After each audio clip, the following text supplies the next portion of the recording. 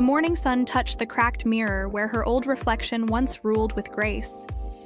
She looked into those tired eyes and whispered, "The crown never truly leaves. It hides." Years had passed since her empire fell, yet the world still searched her name in silence. No red carpets, no flashing bulbs, only a faint echo of applause in her lonely apartment. Still, something inside her refused to die, a tiny flame that dared the darkness to stay.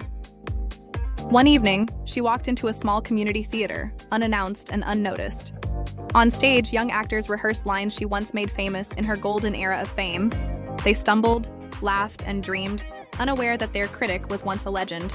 When she clapped softly, they turned in awe, recognizing the ghost of American glamour. "Teach us," one whispered. For the first time in years, her heart smiled without cameras. Weeks turned into months as she trained them, molding raw passion into shining art. Her name began to spread again, not on gossip sites, but in hearts of hungry dreamers. She taught them the price of spotlight, the danger of applause that fades like perfume. "You must build yourself, not your fame," she said, her voice trembling yet strong. Each word carried scars of her past, turning her pain into a map for others to follow. Soon, a journalist came to cover her story, curious about the queen who rose again. The article titled, "The Mentor Who Once Ruled America Broke the Internet Overnight." People cried reading her story, not for pity, but for the courage to begin again. Hollywood called once more, not for a role, but to honor her at a grand ceremony. She stood on stage in a simple dress, no diamonds, no glitter, just truth and peace. The crowd rose as one, chanting her name, not as a star, but as a survivor reborn.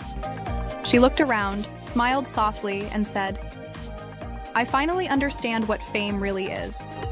It's not lights, or money, or headlines. It's the lives you touch and the hearts you heal."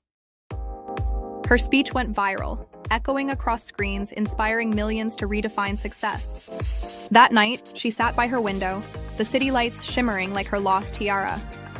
For the first time in forever, she didn't miss the throne. She had built a new kingdom. It wasn't made of gold or fans, but of souls who found strength through her story. Her ex-husband watched from afar, realizing he lost more than a wife. He lost history. Critics called her the Phoenix of Fame, a symbol of rebirth in a ruthless world. And though she lived quietly, her legacy roared louder than any blockbuster hit. Years later, a young actress won an award and dedicated it to the forgotten queen. "She showed us that falling isn't failure, it's the start of truth," the actress said. In the crowd, the queen smiled faintly, her eyes glistening like the stars she once chased. She knew her story was no longer hers. It belonged to every dreamer afraid to fall. America had crowned her twice, once with glory and once with grace beyond measure. And as the lights dimmed, she whispered her final words into the night's warm air. "Fame dies, love fades, but purpose lives forever." The curtain fell, and with it, the last echo of the queen who conquered time itself. Her throne may have vanished, but her spirit ruled beyond death and silence. In every heart she touched, she lived again, the eternal queen of truth and rebirth. Months later, a filmmaker approached her with a story based on her forgotten empire. At first, she refused, afraid the world would twist her truth into shiny fiction again. But the filmmaker promised honesty, not glamour, and she finally said yes with hope. The film released quietly, yet it caught fire, spreading through hearts, not billboards. Viewers wept watching her journey, realizing they too had once lost their own thrones.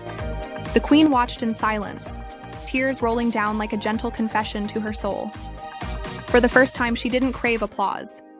She wanted peace, and she had it now. The film won awards, but she didn't attend, choosing the quiet life she had earned. Reporters searched for her, but she had disappeared into calm mountains by the sea. There, she wrote letters to young dreamers, sending them guidance in secret. Each letter ended with the same words: "Rise again, no matter how hard the fall." Her letters became legend, passed hand to hand like sacred pages of rebirth. No one saw her again, but her spirit floated in every stage light and every dream.